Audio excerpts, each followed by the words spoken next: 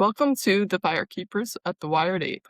Today we have Gilles Brouillette with us. He is the co-founder of the Leadership Imperative Institute and president of the Transformational Learning Institute. He holds a doctorate in transpersonal psychology, is a master graduate in systemic team coaching, and is a certified resilience at work practitioner and unique self coach. So thank you for joining us today. It's great to have you. Welcome. Thank you for inviting me, Sarah. So the phrase that has been kind of staying with me is the phrase "grow up, wake up, show up." And I've been thinking about that since I first found your work. Most leadership programs pick one of those three and then call it a transformation. But you seem to be saying that all three of those have to move together in order to actually work. Yeah. So like the growing up and waking up are like two axes of development. Okay. Like the axe of growing up, like we were all born at a moment, and then we have grown through the ages, and our brain has grown, and we have gone through what we call different stages of development. And those stages of development, if we bring them back to the essence of it, is how our capacity to look at the world, to give meaning to it, and to respond to it. So that growing up is how we understand reality that we are in and how we interact, understand it, and have an interaction. So there's a problem happening. I look at the problem, I understand it, and I respond to it. So that's the growing up phase, is going through those different stages. Basically, we thought before that we were growing up until the age of 2025, when the brain arrived to its level of maturity. And that was it. That was like everybody else was at the same level of adult level of development. Now we know that's not true anymore, because we arrive at 2025 to a level of development that life has brought us there, but then we can continue this process of growing up. So we can talk more about that, but that's kind of the idea of the process of growing up. Now, waking up is another dimension. Waking up is the capacity to have an awareness of your identity, like the who you are. You know, what's my deep sense of self? And waking up has more to do with the idea of what is my essence beyond what I have learned, beyond the experiences I went through, which are content of, my experience. Who is behind the content? Who is the consciousness that is experiencing the content? Like right now, I'm having an experience with you. So that is content. I see you, you say things, I hear, I process it and everything. But that's who we are, is the processor, is the capacity to be conscious. So waking up is this process of becoming more and more aware at a deeper level who we are beyond the content of our awareness. And those two things, my level of waking up, the level of development that I'm able to recognize myself, my deeper identity, and also the level of maturity, emotional and cognitive maturity of my growing up, where am I, in my understanding of the world? Am I focused on myself, or I have a systemic awareness where I'm more larger perspective? So there's, again, stages of that. So those two things is my personal signature. That's how I show up. I will always show up based on those two dimensions. How, develop I am on the growing up, axis of development, and how awakened I am, how conscious I am of my own self. And that's those two things, they go hand in hand. And we have to develop those two dimensions to really, quote unquote, actualize the fullness of our being and being able to encounter reality and being operational in this world. That makes sense? Yes, absolutely. You've also written that if leadership is an expression of identity, then leadership development must eventually become identity development. Yeah. How long should it take you to feel confident saying something like that out loud to full of Yeah. You see, again, because I know a lot about the psychology and the understanding of those dimension of growing up and waking up, when I talk about identity, what I do usually, I will start with those kind of small things to explain and start to lay the foundation of us as evolutionary beings. That's the kind of thing, And at the core of this evolution are those two axes that we just talked about. And in the center of it is like my identity. And basically what's important to understand is that this identity is always like where I come from to encounter the world, you know? So that identity has to grow, has to develop, has to mature, contaminated with all the trauma and past experiences that I have absorbed. So the development of my identity is also the development of how am I capable of becoming aware of the content, my experiences, what I went through, the story, the narrative, the emotions, the paradigm that I created, and all of that is my identity. So when I'm introducing that to leaders, usually they get it. They say, "Oh, okay," and this has to develop because one of the problems that often I encounter when I work with clients is that the identity or the sense of self that they have today is where they are stuck.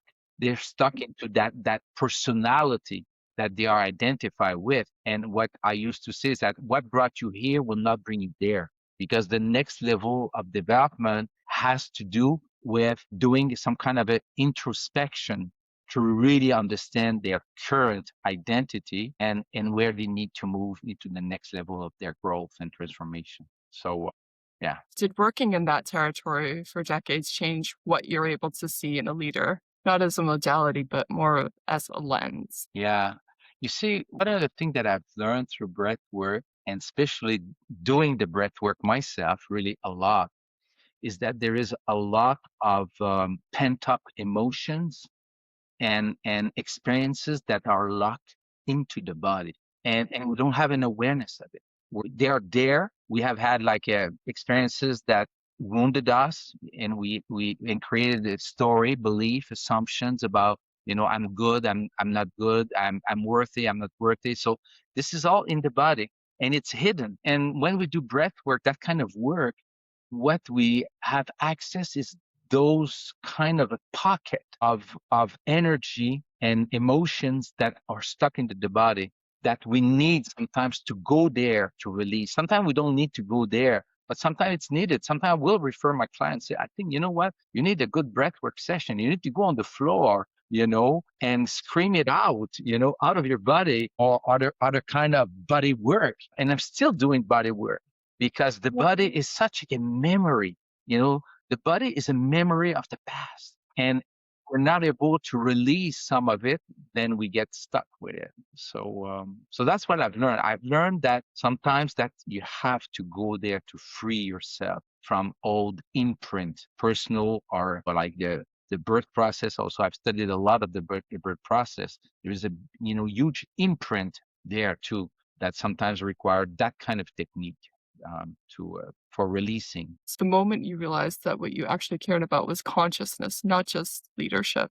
Was there a specific experience that shifted your direction? Yeah, you see, in 2008, well, there is all kind of thing I could say, but in 2008, I was working with consciousness. I was, already working, bringing some of the concept and principles and practices I had learned in my PhD in transpersonal psychology. But in 2008, stop. There was a crash, and I withdrew myself from the world.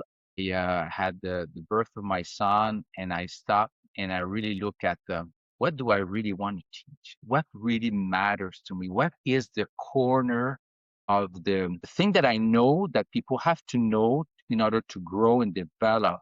And it was this quote unquote word: consciousness, transformation, awakening, becoming aware of ourself at a deeper level. And I packaged for the first time really what I call the foundation of conscious leadership. That was my first kind of kicking the can to create a program that could be transformational for people in organization. And I think I was really successful because I was able to bring consciousness in a way that it's gettable, that people can understand. What are we talking about when we say we need to grow, we need to develop consciousness and everything? And I created an exercise. It was very powerful, a simple exercise, but bringing people into the understanding of the difference between the reality that is out there and their consciousness, and how they were lost because you encounter reality. Somebody is giving you a feedback, and then you have your self-consciousness encountering this thing. And most of people confuse their state of consciousness with the objective reality. Because objective reality, somebody gives you a feedback and then you feel dismissed. But dismiss doesn't exist as an objective reality. It exists as an inner personal experience. But when you receive the feedback and you feel dismissed, you think that it exists out there. But what exists out there is just somebody who said something. I don't like what you've done. And then I feel dismissed. But we're confused. There is a profound confusion into those two dimensions of consciousness, what is objective and what is subjective. So my workshop was designed to illuminate that thing and help people become conscious of how they are unconscious. And that was the kind of becoming aware that how consciousness is at the center of the process of becoming a better leader. Because when you are unconscious, you just repeated old stuff and you just are not thinking. Thinking is happening within you. So does that answer the question? Absolutely, yeah. So it's like you've described it as like a vertical transformation. I would have said transformation, but you say vertical transformation, which is obviously quite different. Most people, I would imagine, in leadership haven't really heard of that, and I'm sure fewer can explain it. So Yeah. how would you describe it to a leader who's never encountered it? What's the entry point that makes it land with them? Yeah. You know what? I remember right now I was working in a federal organization at the high level, and the person was asking me, well, give me an example and everything. And then I started with working with him with what we call mental models. So I said, you're here in front of me, you're looking at me, and you have a thought about, me and what I'm saying here and everything. And I helped him to really see that distinction between what he was thinking and what he believed and the assumptions and the story and the narrative that he was coming from and how different it was from what was the objective reality. And in that moment, it's like I'm just bringing them examples and doing the exercise with them.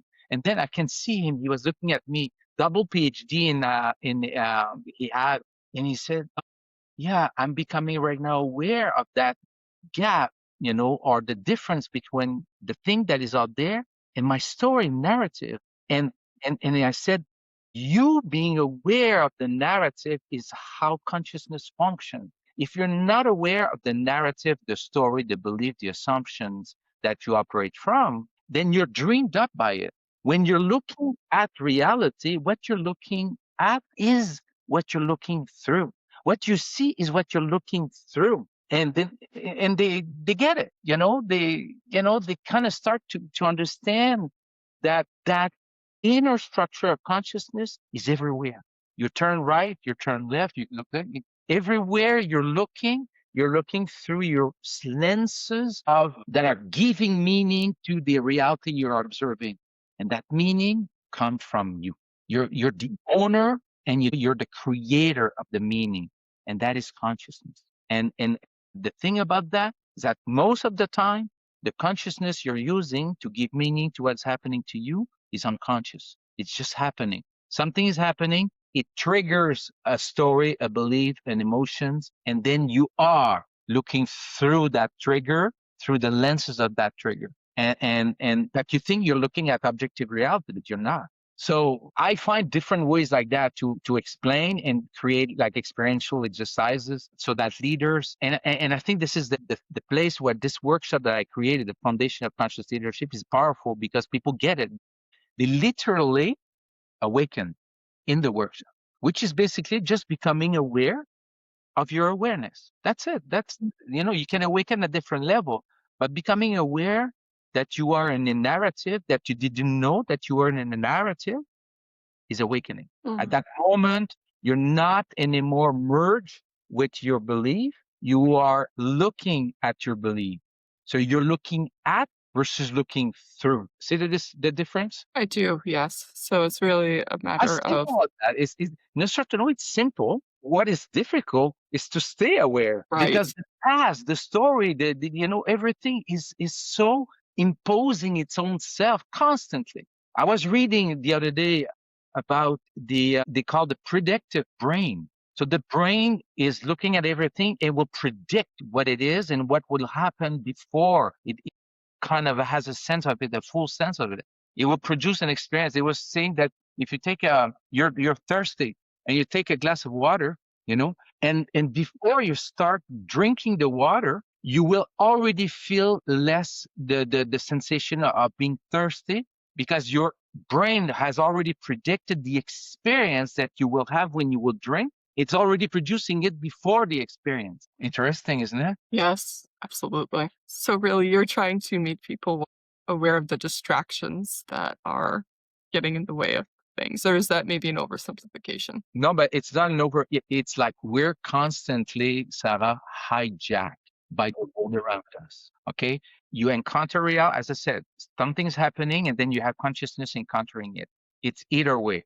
This is going to hijack your brain and your mind because whatever it is, it's not what you want. It will hijack you, or you're conscious enough that you will bring consciousness to what is there. It's one or the other.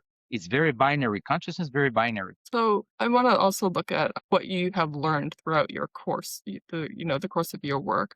What do you believe now about leadership and human development that you couldn't have articulated or maybe even didn't know when you started this work many Yeah, what years ago? yeah, this you know what? One of the things that I know now, I'm 63, and to really change and transform, it's more complicated than we think. It's not that it's complicated, but it requires a real decision, requires to put your feet on the ground or the stick on the ground and to say, I'm done with this way of being. I'm done. I have clarity about what is my way of being that I don't want to, embody anymore. And being really clear about that, because if you're not clear enough, your brain will say, oh, no, you know what? You've been this way, for the last 30 years. And you know what? It has worked. It's not perfect, but it works. And still, continue doing it. So to short circuit the past and the whole unconscious process is a dedicated work that requires dedication, disciplines, and awareness and practices. That there's many conditions, and you will face, the immunity to change. You will face the resistance to change. So being willing to have some level of discomfort and fall and then get back on track and try again and again and again, and then you're going to move, you're going to transform. This is one of the things yeah, that when I see people not changing, I ask them, do you really want to change that? Because there is comfort into our old ways. And there is we're in a system, and there is other people who love our old way of being, or who can, kind of abuse it or take it for granted, or it's working with their addiction or their dependency. They don't want you to change. So it's an inner process, and it's also a systemic process. So that's one thing that I learned. And maybe to add to that is the nervous system, it's a cognitive, it's an emotional, and it's also a nervous system process. This whole kind of a whole holistic dimension of transformation has to be involved, because our nervous system is extremely involved in the process of, again, resisting or participating to the change, because there is a lot of a chemical addiction to our current state of mind. So, speaking of addiction, there is a lot of conversation right now about the mental health crisis, particularly among men in high performance roles. From where you're sitting, what do you think is actually causing the suffering? What's at the root of it? Yeah. You see, between 0 to 7, 8 year olds, there's a lot happening there. The world is happening, and we have a very infantile brain that makes infantile conclusions and creates infantile ways of taking care of ourselves. And then we continue to grow and develop, and then we evolve those kind of things. But the root of it, and the foundations of it, is very there. A lot of us have a foundational inner structure that is okay. It's an egoic structure of consciousness, but needs to be revised. It's like computer, every 5, 6 years, we change our computers because it's outdated. So we are operating with outdated, inner operating system, with a world that is complexifying very rapidly, and we're not really kind of updating ourselves, or we become somehow outmatched by reality. And that creates, tensions and anxiety and fear. And we're looking at the world through this inner operating system that is not, hasn't been updated, and evolved enough. And so that reality changed rapidly, and there is more and more of a gap, and that gap is perceived as a threat. Basically, how your brain is looking at reality and is feeling more threatened today than before, because there is more chaos. There is all kind of things going on. We know right now it's chaotic in the world. There's not the stability we had before. So that brings some fragility, and not people are in organization and they're supposed to lead and know how it works in this kind of a world that is very changing very fast, and they become overwhelmed. And then there is a lot of in the depressions and instability. So that's how what I see.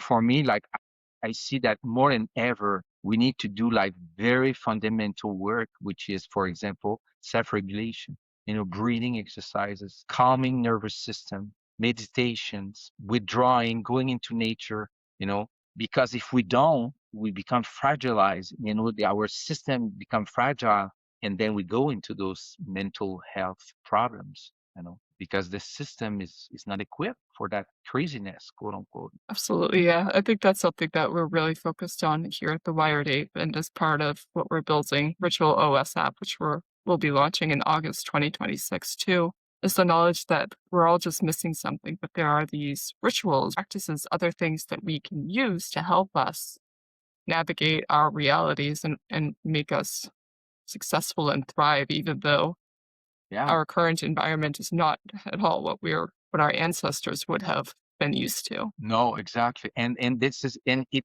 attacks our nervous system very much, because again, the more complex the world is, the more difficult it is to make sense. And when things doesn't make sense, then it becomes a threat.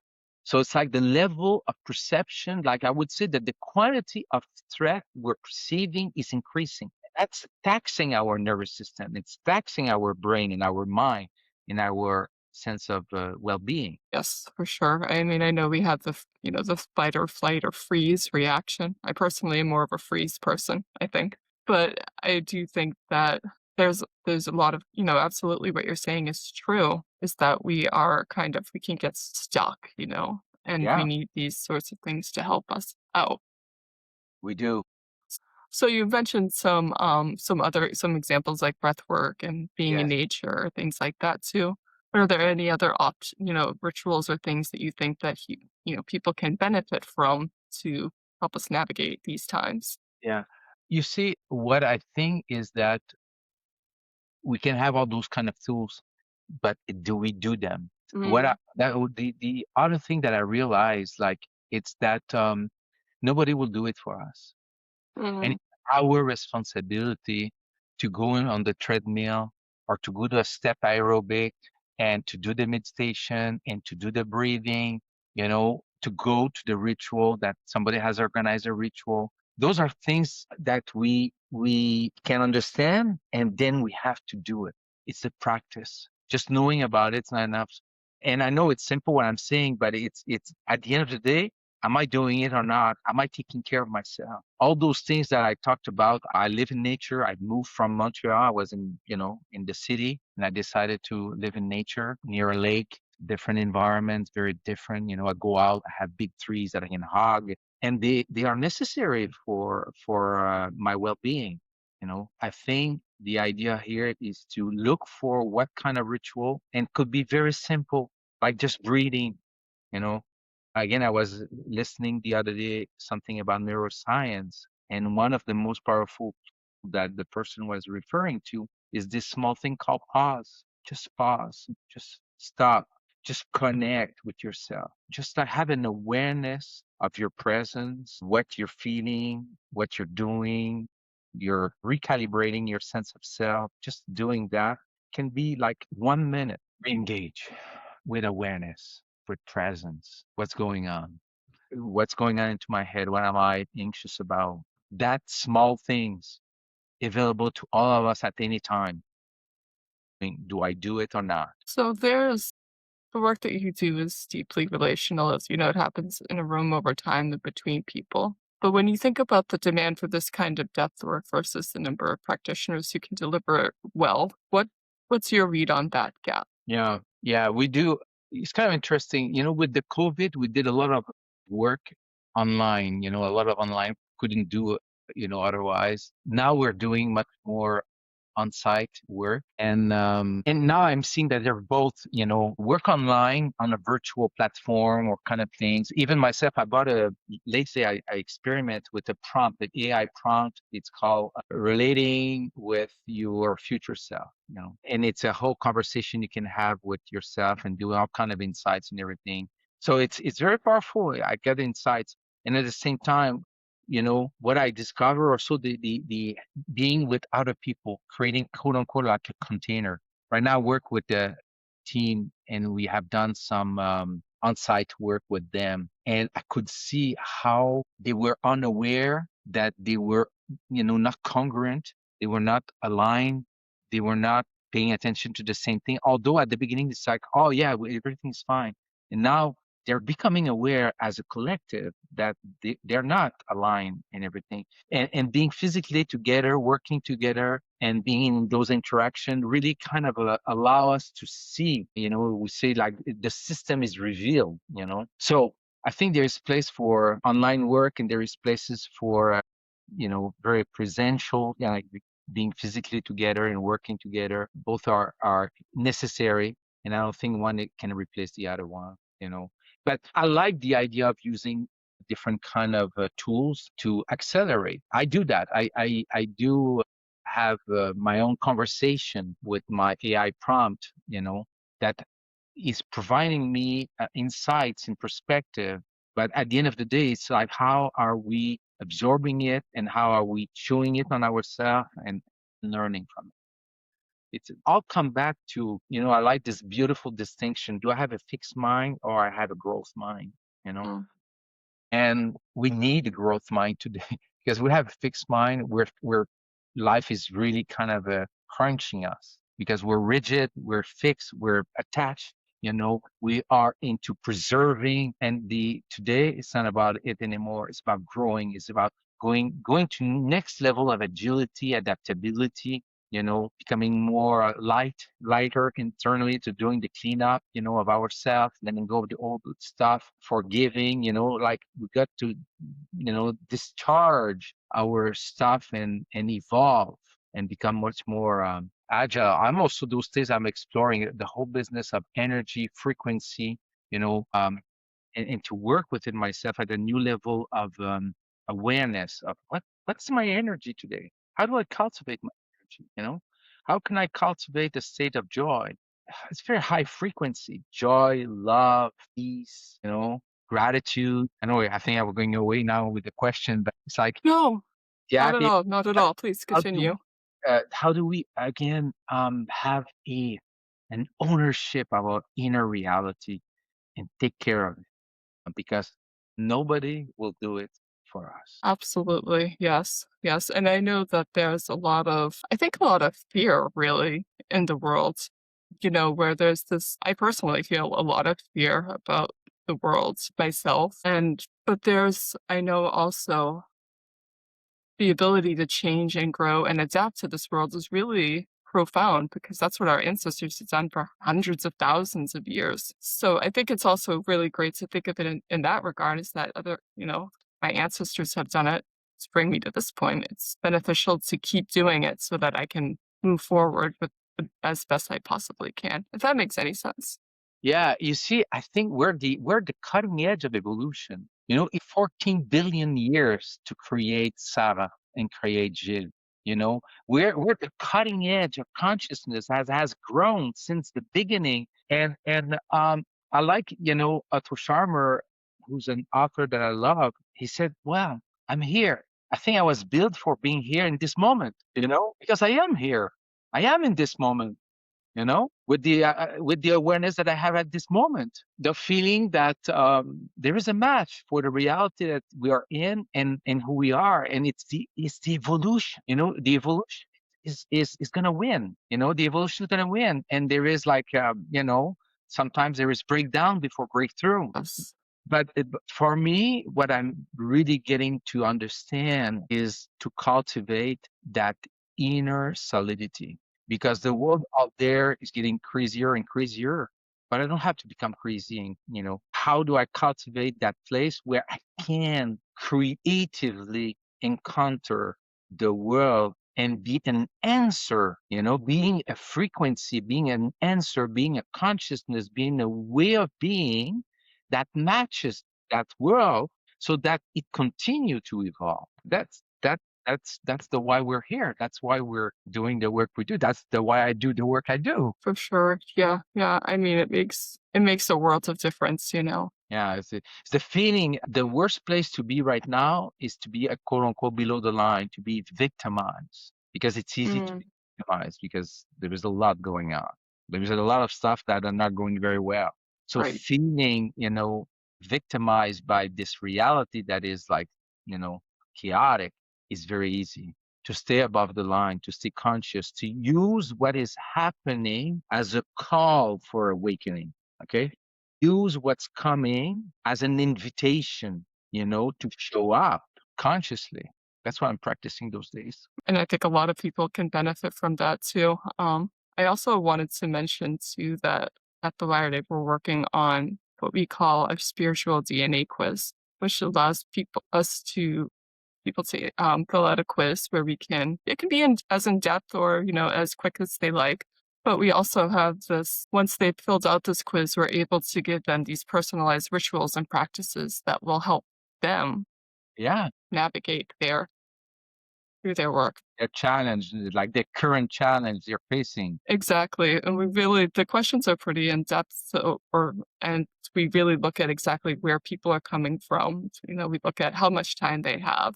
When are they able to do these? Are they really interested in learning more about different cultures, or are they more comfortable sticking with their current culture? Right. So I think it's something that really a lot of people would benefit from personally. Yeah, I love different kind of rituals, and I don't talk too much about it, but I've been in the Amazonie, a lot, like for more than 20 years, going to Brazil and going into different kind of ritual to open up, Right. to wake up a little bit. Yeah, rituals are powerful. It's just like, because they have the power of altering consciousness. My PhD, as I said, it's on the core idea of the PhD was studying the healing potential of non-ordinary states of consciousness through breath work, you know. But I had to study all kind of different rituals, and all rituals are designed to alter consciousness, to get us out of this egoic, rational mind, you know, that we're so encapsulated in. There's a whole dimension of the self that is beyond that, and rituals to do that. So great. But we would love for you to take the spiritual DNA quiz if you're interested, and anybody else who's listening. Yes. So the part of what we're doing is this is going to be a primarily digital platform, but we want to make it accessible to people who would never find it otherwise. So what do you think needs to be done for that sort of thing to be done well, I guess? You see, one of the things that is super important today, because there's so much information out there, and AI brings all kind of information. I think the platform should be designed to produce an experience, a transformational experience. This is what we have a program that is on a platform that it's called the Sprint. Cultivating, leading consciously, cultivating self-awareness and self-mastery. So and it's very transformational. It's a 6 week intensive. Every week you have to look at videos and you have to do exercises, presencing exercise, breathing exercises, all kind of things. So the idea that it has to be developmental, structure in a way where there is a developmental experience, and this is there. Then it's not just information. That's what I think that the new platforms, and I love the fact that we can reach people and work with. I have clients in different parts of the world. I'm in Quebec here, and now that you can reach out to people all around the world, it's amazing. This is I think how the technology can really help us to go to the next level, because I think that the next level also is a collective awakening. It's a collective waking up that, okay, the old ways is not working anymore. And it's not about doing more of the old. It's about renewing. It's about looking at the next level. As Einstein said, you cannot solve a problem with the same level of awareness that created the problem. And all of our problem, where a lot of the problem was created by an ego, base, program, condition, state of consciousness. Nothing bad about it, but it's limited, to sustainability. It's very limited. It's very self-driven, and me, myself, and I, and how do I survive, and what's in it for me. And it's based on duality and separation and all that jazz. It's a whole paradigm that the ego consciousness is operating from. It's an evolutionary state of consciousness. Is not a state of consciousness that comes from the world of essence. So we need to wake up to our essence so that we can have access to this next level that will heal that. The ego consciousness will never heal by itself because it needs the next level to heal the previous level. And that's the Mm. awareness, the, higher self, or whatever we call it, that will be the door of that transformational process that we need to go through. So I think you had mentioned that you've been to the Amazon. How do you feel that your experiences in that place or that those locations have changed the work that you do and how you approach your work? Yeah, they've changed me a lot. I guess it's the depth, because we have a lot of resistance to connect with our deep sense of self because we're so stuck, like this beautiful book from Joe Dispenza, Breaking the Habit of Being Yourself. This is the most powerful, the most important habit of the mind is the habit of being who we are from an egoic perspective. So breaking that habit is not that requires penetrating tools to go through. Like what I study, it's transpersonal psychology. It means trans means through and beyond. Like trans means like window is transparent, you can see through, but you can use the word trans also in transcendent means beyond. These rituals have helped me again to access those deeper dimension of myself, those again called higher self or essence, and connecting with them and then establishing a new relationship. Okay, because spirituality, if we put that here, the word of it here is that connection with that higher self, but then you have to entertain that relationship because the quote unquote the door closed, because the ego is so imposing and the brain is so imposing itself, and the world is hijacking our intention and our attention. So there's all kind of things going on that are preventing us, from recognizing, connecting, and deepening our relationship with our deeper self. And those experiences that I still do are like open the connection and the intimacy that you can have with those dimensions. And then that imprint, then I carry that also in my work, working with leaders, because I know that in each of them, it's the same thing, the same essence, is there. So the more I connect there, the more I invite also others to have a different level of authenticity and their ability, to connect and to recognize, oh, okay, I have patterns. Yeah, you have patterns. You're not your patterns. You have patterns, you have patterns. You have ways of thinking, but you're not your way of thinking. You have it. So distinguishing the what you have and who you are. Mhm. Another distinction that is super important, the what you have. And like I have this emotion, yeah, you have an emotion. You have a thought, yeah, you have a way of thinking, yeah, you have a story about yourself, yeah. It's all things that you have, but you're not any of who are you beyond this is what we need to go. And again, I'm very careful working with organization. I don't use the word spiritual, that's not a word I use in the corporate world, because what's happening is that when you use those words you create resistance, Right. and then you don't have access to people. So I don't use it. I use words, consciousness, transformation, and again, I bring the concept of growing up and waking up, but I operationalize it so that they get it. Their rational mind get it. Oh, that's it. Yeah, yeah. When you become aware, it's just that's it. It's waking up or being conscious. Put the pen in front of me. Are you conscious of the pen? Yeah. Why are you conscious? Because you can distinguish the pen. That's what it means to be conscious, distinguishing something from something else. I see the pen. I'm conscious of it. Now we're going to do that with your inner, the inside of your mind. You have to become conscious of your thought, your feeling, your emotion, your belief, your assumptions, your paradigm. That's what we do. We say, oh yeah, that's yeah. Make it simple. You know what I mean? At the same Mm, time, they don't know. Then we start working together and then get deeper into the process. right. So you're making it very accessible for them, Very accessible, gettable, accessible, so that they can chew on it and then experience it, and then yeah, yeah, yeah, right? Make it not so threatening because I agree. There's a bit of a not necessarily a stigma about the word spiritual, but it does carry certain connotations that I don't yeah, think yeah. people are necessarily always prepared to meet where, Yeah, or to experience challenge fully. their yeah, challenge their assumption because it will resonate something and then they're stuck with it, I am stuck with their story, and then you have to explain. So better sometimes just go around it. You go into Right, the experience of it without talking about it. right, absolutely.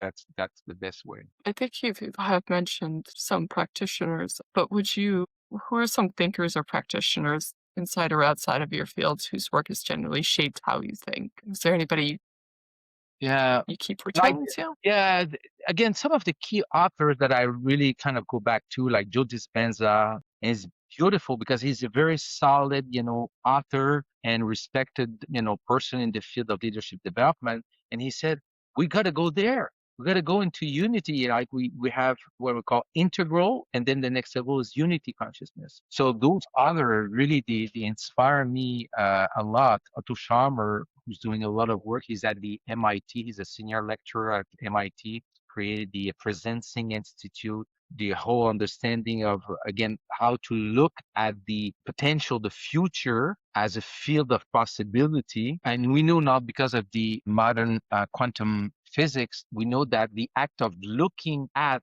reality is shaping how reality will show up. So there is a whole methodology to look at the future and bring that emerging future that is looking for being incarnated, possibilities that are there, they're just waiting for us to sense them. So that is the kind of work that I'm really passionate about, modern psychology, and he's very deeply inspiring because he's really working on how to embody our consciousness. The quantum field is pure consciousness, and that's our essence. But that essence is personalized into Gilles Brouillette in Sarah. Sarah is an individualized kind of manifestation of the fuel to whole potentiality. So how do we tap into it? How do we connect? How do we source ourselves? Again, the whole work of Otto Scharmer is all about shifting the inner place where we're coming from.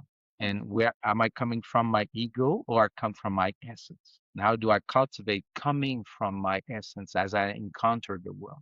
Because now I come from a different inner, structure of consciousness. How I connect with this quantum field, the field of infinite possibilities, that I breathe into it, that I connect with, that I, you know, breathe into that I have that connection and then encounter again the world from that place. So those authors, I love Eckhart Tolle.